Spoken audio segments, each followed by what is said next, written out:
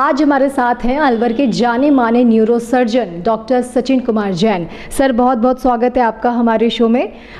सबसे पहले सर मैं ये चाहूँगी कि आप अपने बारे में हमारे दर्शकों को कुछ बताएं, अपनी डिग्री कहाँ से परस्यू की, पूरा अपना सफ़र पहले हमको बताएं सर। जी नमस्कार, मैं डॉक्टर सचिन। मेरी जो प्रारंभिक शिक्षा है, मैं बेसिकली मूलतः डीग भरतपुर का रहने वाला हूँ और मेरी प्रारंभिक शिक्षा महात्मा गांधी मेडिकल कॉलेज जयपुर से मैंने MBBS की शिक्षा पूर्ण की। उसके पश्चात भावनगर मेडिकल कॉलेज गुजरात, वहाँ से मैंने अपना जनरल सर्जरी का पार्ट यानी कि MS जनरल सर्जरी कंप्लीट की और उसके बाद मैं लगभग 4 साल तक जयपुर में फोर्टिज़ और बिड़ला हॉस्पिटल में कार्यरत रहा एज ए एसोसिएट कंसल्टेंट। उसके बाद मैंने अपना सुपर स्पेशलिटी यानी कि neuro surgery MCH Udaipur RNT medical college से कंप्लीट किया और वहाँ के आने के बाद मैं सीधा अपने अलवर ज़िले, जो मूलतः मेरा जन्म स्थान भी है, वहाँ पर मैंने अपनी प्रैक्टिस स्टार्ट की। अभी मैं फ़िलहाल सोलंकी और हरीश, जो दोनों ही अलवर के जाने माने हॉस्पिटल हैं, वहाँ पर as a consultant neuro surgeon काम कर रहा हूँ। तो उसके अलावा मैं अपने घर पे doctor Sachin brain and spine clinic को भी सुचारू रूप से चला रहा हूँ। सर सबसे पहले आज हम अपने इंटरव्यू में बात करना चाहते हैं सर ब्रेन स्ट्रोक पे, क्योंकि बहुत ज़्यादा कॉमन हो गया और सिर्फ एक यंग एज में 40-45 के यंग एज के लोगों में ब्रेन स्ट्रोक की प्रॉब्लम सबसे ज़्यादा देखी जाती है। पहले मैं चाहूँगी कि आप हमारे व्यूवर्स को समझाएं ब्रेन स्ट्रोक है क्या। जी ब्रेन स्ट्रोक बेसिकली अगर हम कई सारे यूजर्स ये जानते होंगे कि हार्ट अटैक, तो अगर हम ब्रेन स्ट्रोक की तुलना करें तो ब्रेन स्ट्रोक 2 तरह से होता है। पहला ब्रेन स्ट्रोक यानी कि ब्लड प्रेशर की वजह से नसें फटना, यानी कि जब आपका ब्लड प्रेशर लगभग 200 या उससे ऊपर होता है तो कई सारे लोगों में, खासकर बुजुर्ग लोगों में पहले होता था, पर आजकल कई यंग लोगों में भी तनाव की वजह से ब्लड प्रेशर एकदम से बढ़ जाता है और उसके कारण एकदम से BP के कारण नसें फट जाती हैं। दूसरा जो ब्रेन स्ट्रोक होता है, जो कि मूलतः ज़्यादा कॉमन है, वो बेसिकली हार्ट अटैक की तरह होता है। जैसे हमारे हृदय की नलियों में खून का थक्का जमने की वजह से हृदय का आघात हो जाता है, इसी तरह से ही ब्रेन की नलियाँ जो कि ब्रेन को सप्लाई करती हैं खून की, उनमें कोई भी क्लॉट आ जाने की वजह से ब्रेन का वो हिस्सा डैमेज हो जाता है। उसे हम उनकी भाषा में ब्रेन स्ट्रोक कहते हैं। इस बारे में मैं ज़रूर ये बताना चाहूँगा कि पहले जो ब्रेन स्ट्रोक या ब्लीडिंग जो हाइपरटेंसिव होती थी वो जनरली 50 या 60 के बाद की उम्र के लोगों में होती थी, पर आजकल ये देखा गया है कि ये 30 के और 50 साल के बीच के लोगों में बहुत ज़्यादा है। मतलब मैं कई सारे ऐसे उदाहरण दूंगा आपको कि लगभग पिछले 1 साल में ही कम से कम 30 से 35 ऐसे यंग लोग जो 30 प्लस 35 के आसपास थे, वो BP के कारण नसें फटी और वो इतनी ज़्यादा हेमरेज हुआ उनके कि कई सारे लोग तो उनमें से बच भी नहीं पाए। तो मतलब एक छोटी सी राय मैं ज़रूर देना चाहूँगा जो यंग लोग हैं कि तनाव की आवश्यकता नहीं है। आप जो कर रहे हैं, जैसा कर रहे हैं, उसमें खुश रहें तो कम से कम हम अपनी ज़िंदगी को तो जी पाएंगे। और ये बहुत ही ख़राब बीमारी है, ब्रेन स्ट्रोक है, चाहे हाइपरटेंसिव ब्लीड है, मतलब व्यक्ति इसमें रिकवर ज़रूर करता है पर कहीं ना कहीं कुछ कमियां रह जाती हैं।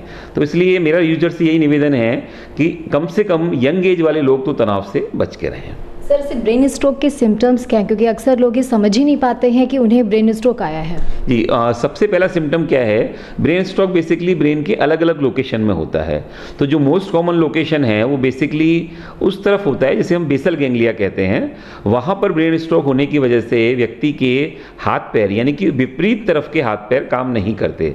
जैसे मैं समझाऊँ, अगर राइट साइड में आपके दाईं तरफ आपके ब्रेन स्ट्रोक है तो बाईं तरफ के हाथ पैर आपके काम नहीं करेंगे, जिसे हम लकवा भी कहते हैं। आम भाषा में लोग यही समझते हैं कि भाई लकवा आ गया, पैरालिसिस हो गया, यानी कि ब्रेन स्ट्रोक हो गया है उसके। दूसरा, आदमी को बहुत तेज सिर में दर्द होगा, उल्टियाँ आएंगी अगर उसके ब्रेन के अंदर कोई खून जमा है। तो ये सबसे इम्पॉर्टेंट कारण है। पहला पैरालिसिस, दूसरा उल्टी आना, चक्कर आना और सिर में दर्द होना। सर जब ये परिवार वालों को पता चलता है कि हाँ उनके परिवार में किसी को ब्रेन स्ट्रोक आया है, तो सबसे पहला कदम उन्हें क्या उठाना चाहिए? देखिए ब्रेन स्ट्रोक जैसे ही उनको लगे कि भाई किसी भी व्यक्ति के तेज सिर में दर्द हो रहा है, चक्कर, उल्टियाँ, वो सडनली गिर गया है या हाथ पैर काम नहीं कर रहे हैं, तो सबसे पहले पास के अस्पताल में जाके उसका CT स्कैन कराएं, जिससे हम ये पता कर सकें कि वो ब्रेन स्ट्रोक नसों में क्लॉट की वजह से है या धमनियाँ फटने की वजह से हुआ है। दोनों के ही इलाज के तरीके अलग अलग हैं। अगर वो ब्रेन स्ट्रोक नसों में क्लॉट की वजह से है और अगर आप 4 घंटे के अंदर अंदर पहुंच गए हैं तो हम इंजेक्शन लगाते हैं, उससे रिकवरी के चांसेस बहुत अच्छे होते हैं। और इवन अगर वो ब्लीडिंग भी है तो भी ब्लीडिंग वो ना बढ़े, ब्लड प्रेशर कंट्रोल रहे, इसके लिए आप पास के अस्पताल में जब जाएंगे तो उसका मैनेजमेंट वो बेहतर तरीके से कर सकते हैं। जैसे क्या है कि अगर आप 4 घंटे के भीतर आ जाएं तो मैं ये कहूँ कि लगभग 70 to 80% रिकवरी अच्छी होती है। ऐसे ही अगर ब्लड नसें फटी हैं और ब्लड आ गया है, वहाँ भी अगर आप टाइमली पहुँच जाएँ, टाइमली इंटरवेंशन हो जाए, तो अगर वो क्लॉट बड़ा है तो सर्जरी करके उसको रिमूव कर सकते हैं। अगर वो क्लॉट छोटा है तो ब्लड प्रेशर को कंट्रोल करके वहीं स्टेबल किया जा सकता है। मतलब मेरा कहना है कि बजाय इधर उधर जाने के, बीपी नपवाने के, बाकी चीज़ें करने के, पेशेंट को सीधा नियर बाई हॉस्पिटल जाके सीटी स्कैन और ब्लड प्रेशर मॉनिटरिंग करानी चाहिए उन्हें। सर, ब्रेन स्ट्रोक के मरीजों का सर आप ट्रीटमेंट किस तरह से करते हैं? क्या मतलब शुरुआती ट्रीटमेंट आपका क्या जी, रहेगा? अगर ब्रेन स्ट्रोक में पेशेंट को धमनियों में खून का थक्का आ गया है तो अगर वो सही टाइम पे आ गए तो हम उनके इंजेक्शन लगाते हैं खून का पतला करने का, जिससे वो क्लॉट बह जाए। अगर वो लेट आया है तो हमारे पास तरीका केवल ये बचता है कि हम उन्हें खून पतला करने का इंजेक्शन दें और उसके बाद उनको गोलियों पर रखें। इस तरह के लोगों में बेसिक इलाज जो होता है, अगर वो डिले आए हैं तो इन खून पतला करने की गोलियों के अलावा फिजियोथेरेपी यानी कि एक्सरसाइज होता है। दूसरा जो कि नसें फटने की वजह से है, वहाँ हम क्या करते हैं कि पहले ब्लड प्रेशर को मॉनिटर करते हैं, उसको कंट्रोल करने की कोशिश करते हैं, साथ साथ में खून रोकने के लिए हम दवाइयाँ चालू करते हैं। सूजन जो आती है खून के चारों तरफ, उसको रोकने के लिए दवाइयाँ चालू करते हैं। हमने ये देखा है कि लगभग 48 घंटे तक अगर खून नहीं बढ़ता है तो उसके बाद वो धीरे धीरे खून कम होना चालू हो जाता है। इसका मतलब ये है, अगर मेन जो लोग आम भाषा में कहते हैं कि 48 घंटे तक रिस्क है, 72 घंटे तक रिस्क है, तो उसका वैज्ञानिक कारण यही है कि 48 घंटे तक लगभग खून बढ़ने की संभावनाएं रहती हैं, उसके बाद वो धीरे धीरे कम होना चालू हो जाता है। तो ऐसे लोगों को 3 से 4 दिन हॉस्पिटलाइज रखते हैं हम लोग और उसके बाद घर पर दवाइयाँ दे के भेज देते हैं। रिकवर होने में कितना टाइम पेशेंट को लगता है और रिकवर होने के बाद क्या फिर से जो एक नॉर्मल लाइफ वो जी रहा था वो वैसे ही चलती रहती है? अगर जो ब्रेन स्ट्रोक में अगर ब्लीडिंग है यानी कि हाइपरटेंसिव ब्लीड है, उस कंडीशन में अगर वो ब्लीडिंग का साइज़ पे डिपेंड करता है। अगर वो मैं कहूँ स्मॉल साइज़ है तो लगभग 15 से 20 दिन में रिजॉल्व हो जाता है। मॉडरेट साइज़ है तो लगभग 1.5 से 1.5 महीने के आसपास लगता है। और अगर लार्ज साइज़ है तो 2 से 2.5 महीने भी रिजॉल्व होने में लगते हैं केवल क्लॉट को। और हमारा ये देखा गया अनुभव है कि जितने साइज में क्लॉट रिजॉल्व होगा जितने समय में, उससे लगभग दुगना समय व्यक्ति को रिकवर होने में लगता है। यानी कि अगर 1.5 महीने में क्लॉट रिजॉल्व हो रहा है तो लगभग 3 से 4 महीने में वो रिकवर हो जाता है। और ये फिर 90 से 95% रिकवरी दवाइयों से होती है। उसके बाद की रिकवरी व्यक्ति के मोटिवेशन से होती है। अगर वो अच्छे से एक्सरसाइज करे, चीज़ों को परहेज करे और जिस तरह से डॉक्टर ने समझाया है उस तरह से बातों को माने, तो लगभग 98-99% तक भी रिकवरी होती है। और मॉडरेट साइज तक के क्लॉट में तो 100% रिकवरी भी हो जाती है। हाँ, जो ब्रेन स्ट्रोक जिसमें धमनियों में क्लॉट आता है वहाँ पर रिकवरी कंपैरेटिवली स्लो होती है, बिकॉज वो ब्रेन का एरिया कुछ हद तक डैमेज हो जाता है, इसलिए वहाँ रिकवरी 6 महीने, किसी किसी में साल और किसी किसी में 2 साल भी लग जाते हैं। वहाँ पर अगर क्लॉट का साइज बहुत बड़ा है तो हो सकता है उसमें 100% रिकवरी ना आए। पर मैं फिर कहना चाहूँगा कि जो लोग पर्सनली मोटिवेटेड होते हैं, हमने देखा है कि उन लोगों में रिकवरी लगभग 98-99 और कुछ कुछ लोगों में 100% तक भी आ जाती है। सर, बाद में किस तरह के मरीज को प्रिकॉशंस आपके हिसाब से लेने चाहिए? सबसे पहला तो ब्लड प्रेशर हमें बिल्कुल कंट्रोल रखना चाहिए। दूसरा होता है कोलेस्ट्रॉल। बेसिकली धमनियों में क्लॉट, चाहे वो हार्ट हो चाहे ब्रेन हो, कोलेस्ट्रॉल की वजह से जमता है। तो घी तेल वाली चिकनाई वाली चीज़ें आप कम रखें, फास्ट फूड कम रखें, मिठाई वाली चीज़ें कम रखें, तो उससे क्या होगा कि आपका कोलेस्ट्रॉल लेवल कम रहेगा, तो धमनियों में क्लॉट जमने के चांसेस कम रहेंगे। सेम ब्लड प्रेशर को अगर आप स्टेबल रखेंगे, जैसे मैं पर्सनली सलाह देता हूँ कि आपको ब्लड प्रेशर मॉनिटरिंग घर पे भी रखनी चाहिए। आजकल नया ज़माना है, ब्लड प्रेशर मॉनिटरिंग के लिए इलेक्ट्रॉनिक्स भी हैं कई सारे, तो आप बजाय इधर उधर जाने के, नपवाने के, आप कोशिश करें कि 15 दिन में, 20 दिन में अपनी ब्लड प्रेशर मॉनिटरिंग आप करते रहें। उससे क्या फ़ायदा होगा कि ब्लड प्रेशर एक लेवल से ऊपर नहीं जाएगा और थोड़ा सा भी अगर बढ़ा है तो आपको पता लगेगा और आप दवाइयाँ चालू कर सकते हैं। दूसरा है तनाव बिल्कुल ना रखें। कोशिश करें कि हम अपनी लाइफस्टाइल को बिल्कुल नॉर्मली संतोषजनक रखें। जहाँ हाई स्टीम बहुत ज़्यादा होती है, आज के लोगों में कॉम्पिटिशन इतना हो गया है, तनाव बहुत ज़्यादा है और वो बेसिक कारण है हाइपरटेंसिव ब्लीड का, तो तनाव से मुक्त रहें। सर, बीपी एक मेन जो है कारण है ये ब्रेन स्ट्रोक होने का? बिल्कुल, बीपी हाइपरटेंसिव ब्लीड यानी ब्रेन स्ट्रोक जो 2 तरह से होता है। पहला धमनियों में क्लॉट जमना, उसका कारण कोलेस्ट्रॉल है। दूसरा धमनियाँ फटना, उसका कारण ब्लड प्रेशर है। सर ज़्यादातर ये देखा जाता है कि जैसे कि किसी को बीपी की प्रॉब्लम हुई, उसने दवाई लेना स्टार्ट किया, लेकिन फिर जैसे ही नॉर्मल आता है वो लोग जो हैं दवाइयाँ लेना छोड़ देते हैं। ये इसे आप कितना सही मानते हो कि आगे चल के हो सकता है उन्हें ब्रेन स्ट्रोक की प्रॉब्लम झेलनी पड़ जाए? देखिए, इसमें मैं आपको अभी सुबह का उदाहरण दूंगा। मैंने कोई पेशेंट ऑपरेट किया लगभग 1 साल पहले, वो 2-3 महीने फॉलोअप में रहा, उसके बाद वो फॉलोअप से छूट गया। अभी आज सुबह उसका फ़ोन आया कि सर हमारे मरीज को मिर्गी आ रही है। तो मैंने फ़ोन पे उसको समझाया कि भाई ऐसे पेशेंट जिनको ऑपरेशन किया जाता है लगभग 1.5 से 2 साल तक मिर्गी की दवाइयाँ लेनी ही होती हैं, चाहे वो हाइपरटेंसिव ब्लीड का पेशेंट हो, चाहे स्ट्रोक का हो, और चाहे वो हेड इंजरी ऑपरेटेड पेशेंट हो। तो हेड इंजरी ऑपरेटेड में और हाइपरटेंसिव ब्लीड में यहाँ अगर आपने दवाइयाँ छोड़ी जैसा आप कह रहे हैं, तो लोग इंडिया में ये कल्चर है यहाँ पर अपने यहाँ बेसिकली मैक्सिमम लोगों को ये लगता है कि भाई हम जैसे दर्द की आपने गोली ली, दर्द ठीक हो गया, बात खत्म, हमें पूरा कोर्स लेना ही नहीं है। हमें जुकाम खांसी बुखार हुआ, डॉक्टर ने कहा 5 दिन की दवाई लेनी, हमने 2 दिन की दवाई ली, ठीक हो गया, फिर नहीं लेना। तो ऐसी कंडीशन में रिकरेंस के बहुत ज़्यादा चांसेज हैं। लोग क्या करते हैं कि हाइपरटेंसिव ब्लीड में आपने दवाइयाँ ली, बीपी सेटल हुआ बंद, फिर पता लगता है 2 महीने बाद कोई भी हल्का सा तनाव हुआ, बीपी एकदम से शूट हुआ, दोबारा रीब्लीड। तो ऐसे कुछ केसेस हमारे पास आए हैं जो 2-3 बार रीब्लीड होके आए हैं, और केवल अकेला कारण ये है कि उन्होंने दवाइयाँ मिस कर दी। और इवन पहली बार भी ब्लीडिंग मैक्सिमम उन लोगों में है जिनके हाइपरटेंसिव है, वो दवाइयाँ ले रहे हैं बट उन्होंने दवाइयाँ छोड़ दी, चाहे वो किसी भी कारण से। तो मैं ये कहना चाहूँगा कि अपने डॉक्टर की सलाह से काम करें। ऐसा नहीं है कि भाई डॉक्टर आपको ज़्यादा दवाइयाँ देना चाहता है, बट ऐसा है कि वो चाहता है कि आपको दोबारा तकलीफ ना हो। दवाइयाँ लेना बहुत ज़रूरी है, चाहे वो डायबिटीज़ का पेशेंट हो या बीपी का पेशेंट हो, तो आप ब्रेन स्ट्रोक से बच सकते हैं। इसी से जुड़ा दूसरा है ब्रेन से ब्रेन हैमरेज, बहुत ज़्यादा वो भी ब्रेन स्ट्रोक के बाद उसके केसेस देखने को मिलते हैं। मैं चाहूँगी ब्रेन हैमरेज के बारे में भी हमारे व्यूअर्स को बताएं। जी, ब्रेन हेमरेज एक्चुअली मैंने जो अभी आपको बताया कि नसें बीपी कारण नसें फटना, उसी को हम बेसिकली ब्रेन हेमरेज भी कहते हैं। तो बेसिकली ब्रेन स्ट्रोक और ब्रेन हेमरेज लगभग एक जैसे ही पार्ट हैं। ब्रेन स्ट्रोक क्लॉट जमने की वजह से होता है और हेमरेज नसें फटने की वजह से होता है। तो उसके बारे में हम चर्चा कर चुके हैं। स्पाइन से जुड़ी हुई ऐसी कौन सी समस्याएं होती हैं इन जनरल ज़्यादा आपके पास आते हैं मरीज़, उसके बारे में मैं चाहूँगी आप बताइए। जी, आज की तारीख में, आज की सोसाइटी में लगभग स्पाइन से जुड़ी हुई बहुत परेशानियां सामने आने लगी हैं। अगर हम ये कहें कि हमारी जो आउटडोर है वहाँ लगभग 50% पेशेंट स्पाइन के ही हैं। कारण हमारी लाइफस्टाइल। बेसिकली क्या होता है, लोगों के बैठने के तरीके, लोगों का काम करने का तरीका और स्टेमिना कम होना। जनरली आजकल कंप्यूटर जॉब बहुत है, IT जॉब बहुत है, तो लोग दिन भर बैठे बैठे कंप्यूटर पे देखते हैं। प्लस हम जब टीवी देखते हैं तो सिर ऊपर करना, मोबाइल देखते हैं तो सिर नीचे करना, तो इसकी वजह से सर्वाइकल यानी नेक पेन, जिसे लोग सर्वाइकल बोलते हैं अपनी भाषा में, बहुत कॉमन है। सेम आप सही तरीके से नहीं बैठ रहे हो, दूरियां लंबी दूरी तक ट्रैवलिंग कर रहे हो, लंबी दूरी तक ड्राइविंग कर रहे हो, मतलब इस तरह से आपके बैठना उठने का तरीका है। फिर जिम में एक्सरसाइज में आप अपनी वेट से भी बहुत ज़्यादा ओवर एक्सरसाइज कर रहे हो, तो इन कारणों की वजह से लंबर पेन यानी जिसे शियाटिका बोलते हैं आम भाषा में, ये बहुत कॉमन है, मतलब बहुत ज़्यादा कॉमन। अगर हम कहें कि पिछले 7-8 सालों में लगभग इस चीज़ों के मरीज 2 से 3 गुना बढ़े। कारण क्या है, सीडेंटरी लाइफस्टाइल बढ़ी है, लोगों का घूमना कम हो गया, लोगों का रूटीन हेल्दी लाइफस्टाइल कम हो गई, उनके बैठने उठने का तरीका खराब हो गया, उनका लंबे समय तक बैठना, बैठ के काम करने के तरीके ज़्यादा हो गए और उसमें भी पोजीशंस बहुत ख़राब हैं। तो ऐसे मरीजों को मैं विशेषली कहना चाहूँगा कि अपनी लाइफस्टाइल को चेंज करना है। केवल दवाइयाँ इसमें कारगर हैं, पर लाइफस्टाइल मॉडिफिकेशन बहुत ज़्यादा कारगर है। और ये इस तरह की बीमारियाँ हैं जो मतलब बहुत लंबे टाइम तक चलती हैं अगर आपने लाइफस्टाइल को मॉडिफाई नहीं किया।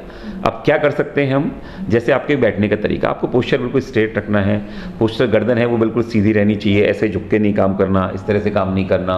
तो ये कई सारी चीज़ें हैं। दूसरा, जैसे आप ट्रैवलिंग कर रहे हैं तो लोग 1000 किलोमीटर गाड़ियाँ चला रहे हैं, बाइक इस तरह से चला रहे हैं, तो कोशिश करें कि हम अगर बाइक या गाड़ी चलानी है तो कुछ समय चलाई, उसके बाद वेट किया, रेस्ट किया, उसके बाद आगे मूव करें। लंबी ट्रैवलिंग अवॉइड करें, बहुत लंबी ट्रैवलिंग है तो कोशिश करें स्लीपर में जाने का प्रयास करें। तो इस तरह से बेसिकली बहुत लंबा बैठना, बहुत लंबा खड़ा होना। दूसरा, हैवी एक्सरसाइज, कुछ लोग क्या करते हैं बहुत जल्दी अपने आप को बॉडी बिल्डर बनाने के लिए बहुत heavy over the weight exercise करते हैं, तो उससे एकदम से नसें खिंचने के चांसेस रहते हैं। तो ऐसी चीज़ों से बचें। तो ये कुछ चीज़ें हैं जो हम अगर ध्यान में रखें तो मुझे लगता है कि स्पाइन से रिलेटेड चीज़ों को हम सॉल्व कर सकते हैं।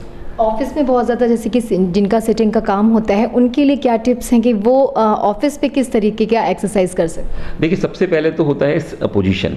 ऑफिस में जनरली क्या है कि पहले जो चेयर्स थी वो इस तरह की थी कि आप बिल्कुल रिक्लाइन हो जाएं उसमें, इस तरह का नहीं बैठना, स्ट्रेट बैठना है तो कोशिश करें अपन स्ट्रेट चेयर यूज़ करें जहाँ आपकी बॉडी का पोस्चर बिल्कुल स्ट्रेट रहे।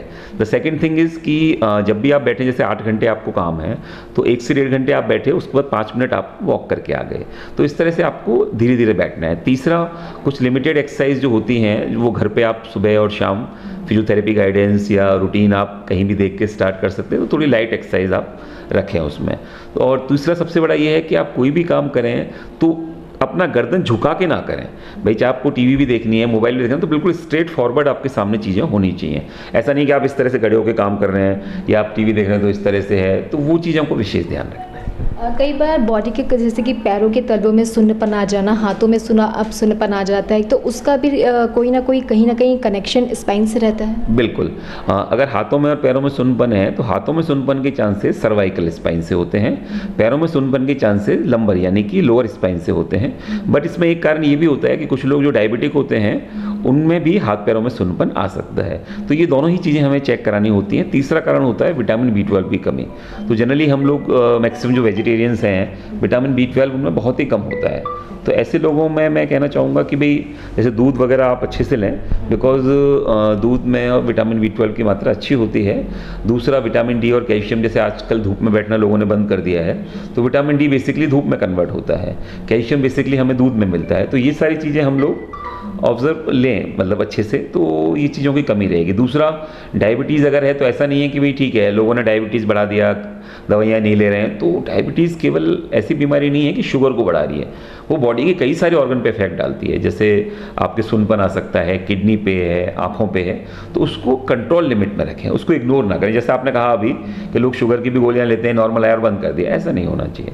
आप गोलियाँ लें, उसके हिसाब से जो 3 महीने का शुगर का टेस्ट होता है वो कराएं, अगर वो नॉर्मल आ रहा है तो कम करके दवाइयों को बंद करें। सर, देश में जो है रोड एक्सीडेंट्स भी बहुत ज़्यादा होने लग गए हैं। हालांकि बहुत ज़्यादा स्ट्रिक्ट है रूल्स कि आपको 2 व्हीलर्स है तो आपको हेलमेट पहनना है, अगर आप कार ड्राइव कर रहे हैं तो आपको सीट बेल्ट, लेकिन 50% लोग इसको सर मानते नहीं हैं। और जब कुछ ऐसा दुर्घटना घटती है तो सबसे पहले ऑन द स्पॉट ये होता है कि ब्रेन में ब्लीडिंग हो जाती है या ब्रेन में कुछ ऐसा होता है, चोट लगती है, तो उस पर हम आपसे थोड़ा सा सर समझना चाहेंगे। एक्चुअली क्या रोड ट्रैफिक एक्सीडेंट बहुत बहुत ज़्यादा कॉमन है। मतलब आज की स्थिति ये है, अगर आम आदमी व्यक्ति रोड पे चल रहा है तो 4 से 5% प्रोबेबिलिटी है कि उसका एक्सीडेंट हो जाएगा। क्यों? व्हीकल्स बहुत हो गए हैं, पॉपुलेशन बहुत है, उन चीज़ों को हम कंट्रोल नहीं कर सकते। पर कर क्या सकते हैं हम, जैसे आप 2 व्हीलर पे हैं, आप हेलमेट लगाइए, तो अगर एक्सीडेंट होता भी है तो ब्रेन को चोट लगने का खतरा बहुत कम रहेगा। दूसरा, आप अगर गाड़ी चला रहे हैं तो बेल्ट लगाइए। गवर्नमेंट अगर रूल बना रही है तो इसलिए नहीं कि आपको चालान में देना है, इसलिए कि आपकी सुरक्षा हो, इसलिए कि आप उससे बच सकें। और हम ये देखते हैं जो लोग हेलमेट लगाते हैं, अगर उनके एक्सीडेंट होता भी है तो कंपेरेटिवली चोट बहुत कम लगती है। एक छोटा सा उदाहरण दूंगा बिना नाम लिए। कोई अलवर का एक बच्चा था 17-18 साल का, बारिश का मौसम था, तो वो लोग जा रहे थे स्कूटी पे, स्कूटी स्लिप हो गई, बट उन्होंने हेलमेट वियर किया था, चोट लगी उसके, नो डाउट उसकी सर्जरी भी हुई, बट उसके बिल्कुल मामूली सा फ्रैक्चर था, तो वो इजीली रिकवर हो गया। बट क्या होता है, अगर सपोज उसने हेलमेट नहीं लगाया हो तो डेफिनेटली ब्रेन के अंदर बड़ा डैमेज होता। तो इसलिए मैं ये कहना चाहूँगा कि हेलमेट इज़ मस्ट। चाहे आप अपने घर से सामान लेने के लिए गली में भी जा रहे हैं तो भी हेलमेट लगाएं। लोग क्या करते हैं, भाई चौराहे पे जाना है, चालान अगर है तो हेलमेट लगाना है, नहीं तो नहीं लगाना। तो वो एक कॉमन थ्योरी है सबके साथ, तो इसलिए वो थ्योरी से बचें, क्योंकि हम अपनी सुरक्षा के लिए हेलमेट लगा रहे हैं, किसी को दिखाने के लिए नहीं लगा रहे। दूसरा, क्वालिटी ऑफ हेलमेट। जैसे कई बार क्या होता है कि भाई लोग साइड में, चौराहे के साइड में लोग हेलमेट बेच रहे हैं, वो कोई क्वालिटी नहीं है, आप जैसे उनको गिरा के भी देखोगे टूट जाएगा, दैट इज़ ब्रेकेबल। तो वो ज़्यादा घातक है, क्योंकि अगर वो टूट गया तो वो ब्रेन में भी जा सकता है, वो ब्रेन को कंप्रेस भी कर सकता है। तो अच्छी क्वालिटी का हेलमेट लें, कम से कम वो आपकी सुरक्षा के लिए। जहां आप लाखों रुपए खर्च करते हैं हेल्थ पे, गाड़ियों पे, वहाँ 1000 रुपये का हेलमेट लेने में आपको कोई दिक्कत नहीं होनी चाहिए। दूसरा, बेल्ट। तो लोग कहते हैं कि साहब बेल्ट तो क्यों लगानी है हमें? बेल्ट इसलिए, क्या देखा गया है कि जनरली हम अगर बेल्ट ना लगाएं तो स्टीयरिंग से पेट की चोट और छाती की चोट के बहुत ज़्यादा चांसेस रहते हैं, जिसमें कई तरह की कॉम्प्लिकेटेड पैंक्रियाज की इंजरी, चेस्ट की इंजरी, फिर सीधा बोनट पे अगर आपका सिर टकरा गया तो हेड इंजरी, ये बहुत सा कॉमन है। तो इसलिए बेल्ट का यूज़ मस्ट करें। इवन आजकल गवर्नमेंट ने भी गाइडलाइन दे दी है, शायद आपको ध्यान होगा, कि पीछे वाले लोगों को भी बेल्ट लगाने हैं। हाँ, तो वो मस्ट है। जनरली आप मतलब आप देखिए कितनी अच्छी से अच्छी गाड़ियाँ जो अपने आप को सिक्योरिटी फीचर में बेस्ट बताती हैं, वहाँ भी ऐसा हो रहा है बिकॉज की बेल्ट नहीं लगी।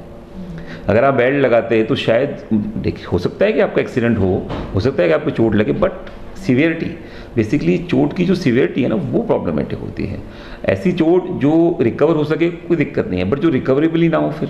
सर, देश के बड़े बिजनेसमैन जब साइरस मिस्त्री बैक साइड पर बैठे हुए थे और जब उनका हुआ था तो ये बात बहुत ज़्यादा सामने आई थी कि पीछे बैठने वाले कार में लोगों को भी बहुत ज़रूरी होता है कि वो बेल्ट का इस्तेमाल करें।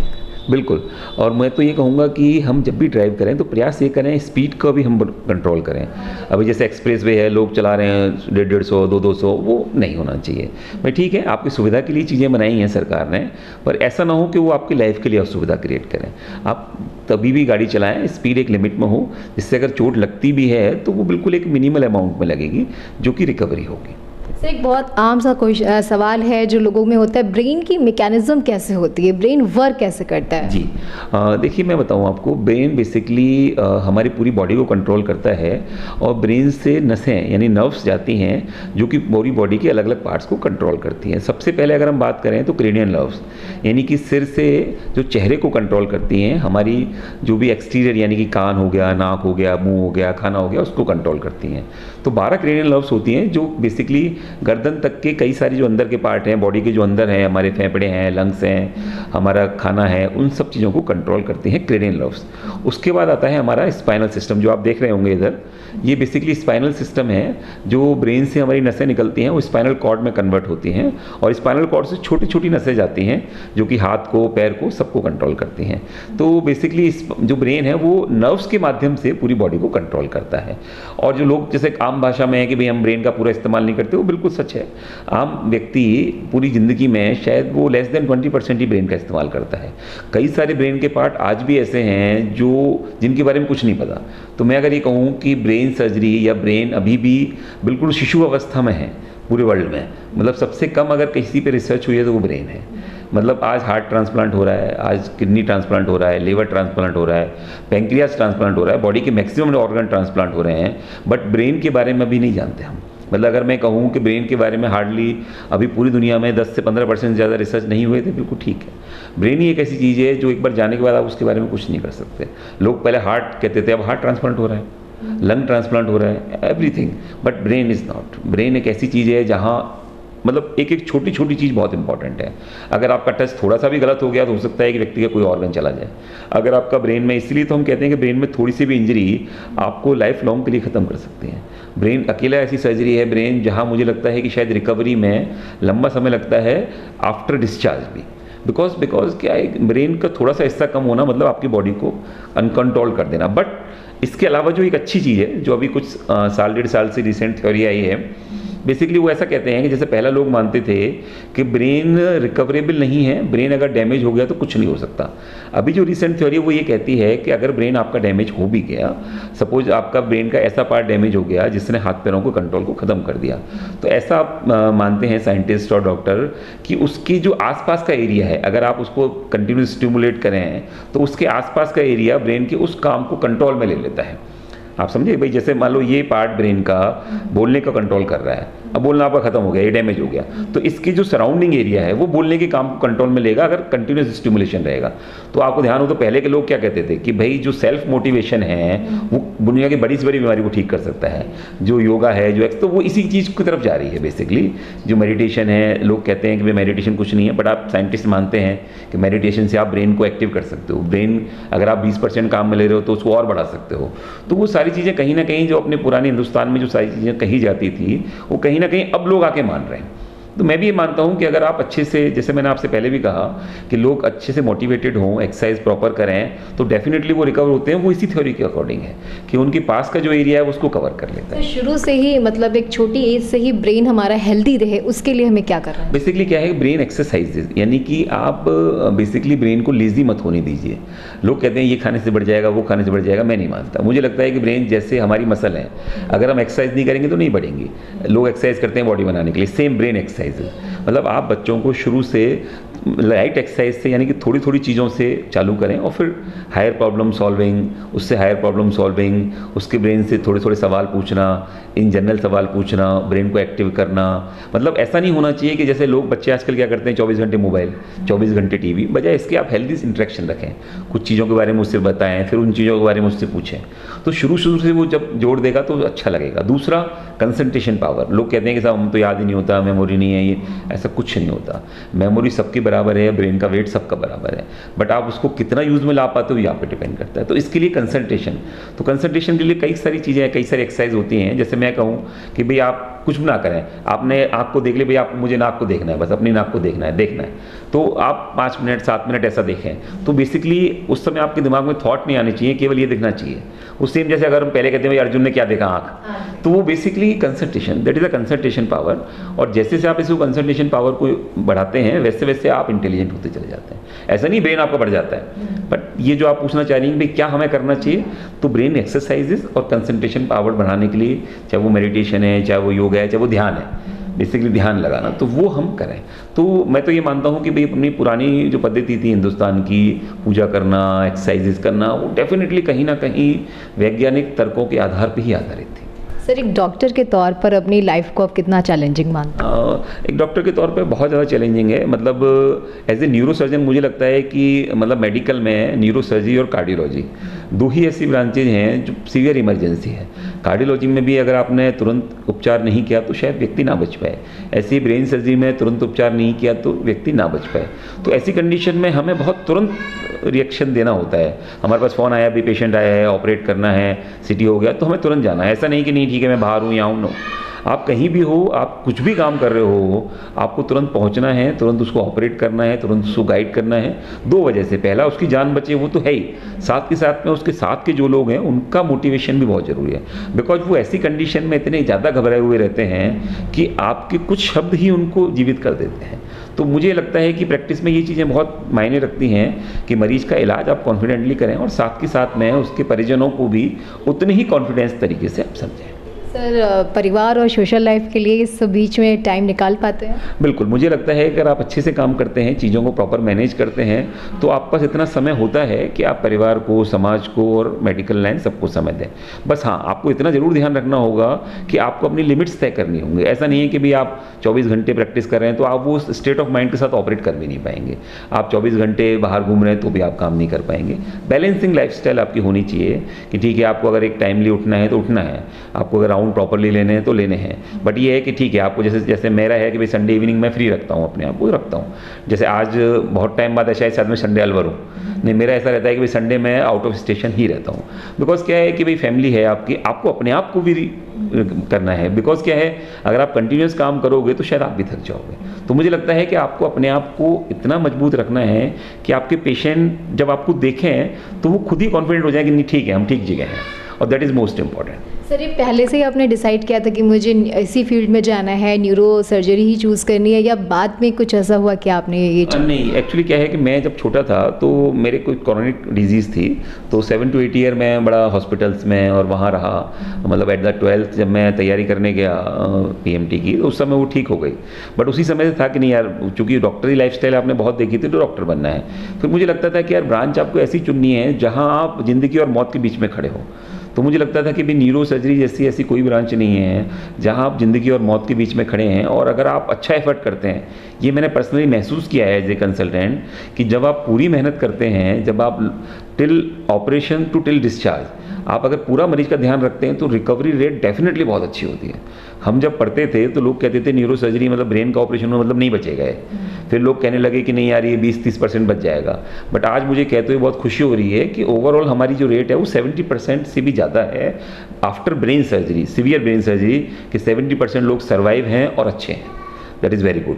सेम स्पाइन सर्जरी, लोग आज कहते हैं कि स्पाइन सर्जरी तो करानी नहीं चाहिए, पैर रह जाएंगे, ऐसा हो जाएगा वैसा हो जाएगा, जबकि 95% केसेज में स्पाइन सर्जरी सक्सेसफुल, मतलब लोग आराम से मूव कर रहे हैं, पेन उनका 80-90% रिलीव हो गया है। तो ये कुछ भ्रांतियाँ हैं, वो दूर हैं। बट नो डाउट आपको एज ए सर्जन अगर आप इन चीज़ों को पहले से आपके माइंड सेट में, जैसे मुझे लगता था नहीं यार मुझे न्यूरो बनना है, तो उन्हीं लोगों को इस तरह की ब्रांचेज में आना चाहिए, अन्यथा नहीं आना चाहिए।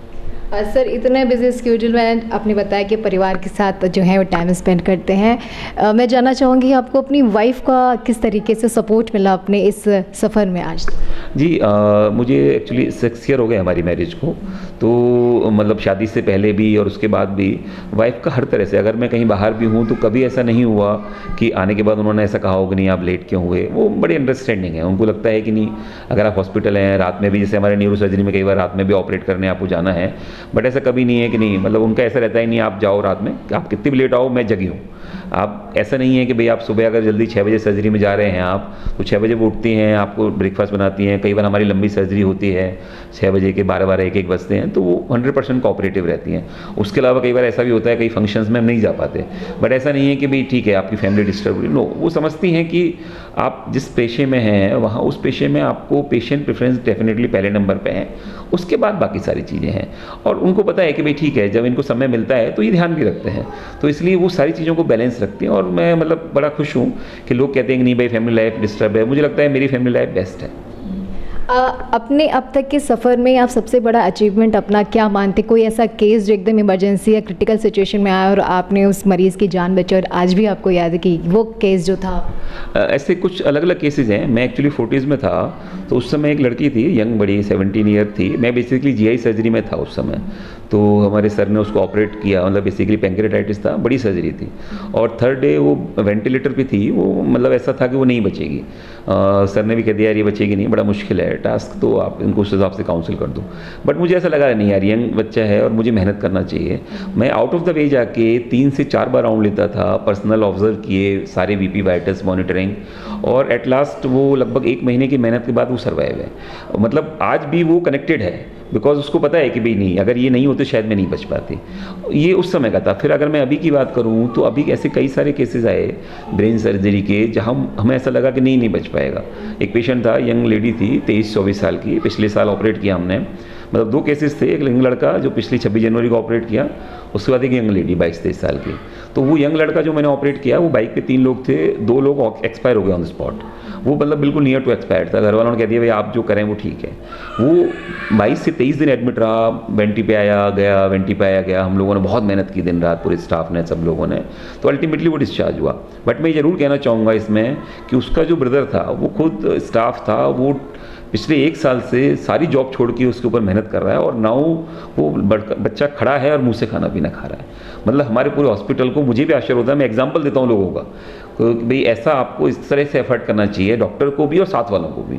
मतलब मैं ये नहीं कह सकता कि केवल मेरी मेहनत है, स्टाफ की, उसके परिजनों की, सबकी कंबाइंड जो एफर्ट होता है वो किसी व्यक्ति को बचाते हैं। सर पहली सर्जरी का एक्सपीरियंस हमसे शेयर करना चाहेंगे आप? बिल्कुल। पहली सर्जरी, वैसे तो मैं जनरल सर्जन था पहले 2010 में, तो वहाँ जब हमने पहली सर्जरी की तो फर्स्ट सर्जरी अपेंडिक्स थी, मैं जनरल सर्जरी में था, तो मतलब that is a minor surgery for as a general surgeon, तो दैट इज़ वेरी गुड। मतलब हमारे वहाँ क्या पार्टी रहती है, जब आप पहली सर्जरी करते हो तो आपको सीनियर्स देते हैं कि भाई ठीक है आपको सर्जरी करनी है आज, और हम आपको अपॉइंट करते हैं। तो फिर मतलब जिस तरह जिस रात को हम 10 साढ़े 10 बजे फ्री हुए, उसके बाद सब लोग गए बाहर, खाना वाना खा के आए। मतलब दैट इज़ अ मतलब always some experience.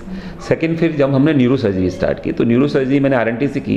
Basically workload बहुत था, हम 2 लोग थे साथ में, तो ज्वाइनिंग के 2 महीने बाद ही मैंने पहली सर्जरी ब्रेन जो इंजरी आरटीए की उसमें की, और किस्मत ऐसी थी कि वो पहला ही पेशेंट बचा। वो हमने पूरी मेहनत की, तो मतलब वो ऐसा एक्सपीरियंस था जिसे आप बयान नहीं कर सकते। और मैं बेसिकली इसी एक्सपीरियंस के लिए आप न्यूरो सर्जरी ज्वाइन करते हो, जहाँ आपको लगता है कि नहीं यार जिसको बचा नहीं सकते उसको आप बचा के लेके आते हो। सर लास्ट में मैं आपसे चाहूँगी कि आप हमारे व्यूवर्स को हमारे चैनल के माध्यम से एक सोशल मैसेज दें ताकि वो अपने आप को सेफ रख सकें। जी, मैं 2-3 चीज़ें कहना चाहूँगा। पहला तो तनाव मुक्त रहें, संतोषी रहें, क्योंकि अगर आप संतोषी हैं तभी तनाव मुक्त हैं। दूसरा, कभी भी वाहन चलाते समय हेलमेट का और बेल्ट दोनों चीज़ों का बिल्कुल यूज़ करना है आपको। उसमें हमें ये नहीं देखना कि चालान कटेगा, हमें ये देखना है कि हमारे पीछे घर पे कई सारे लोग हमारा इंतज़ार कर रहे हैं। तीसरा, एक छोटी सी चीज़, सिर दर्द की। लोग कहते हैं कि सिर दर्द बहुत है, सिर दर्द बहुत है, बेसिकली वो तनाव के कारण है। तो आप ध्यान या पूजा या जो भी आप पद्धति अपनाते हो, मुझे लगता है 10 मिनट आपको अपने लिए देना है, समाज के, प्रोफेशन के, सबके अलावा। Thank you. तो ये थे हमारे साथ डॉक्टर सचिन कुमार जैन, जिनका ये कहना है कि हेल्दी डाइट लीजिए, ब्रेकफास्ट टाइम पर कीजिए, टाइम पर सोइए, और बहुत सी ऐसी छोटी छोटी सी बातें हैं जिन्हें हम नज़रअंदाज कर जाते हैं, उन्हें आप ज़रूर कीजिए अगर आप हेल्दी रहना चाहते हैं। स्वस्थ रहिए, मस्त रहिए, यही आज का एक मैसेज है डॉक्टर सचिन कुमार जैन का आप सबके लिए। मेरे सहयोगी मैं सचिन के साथ मैं साची गुप्ता, ATL न्यूज़।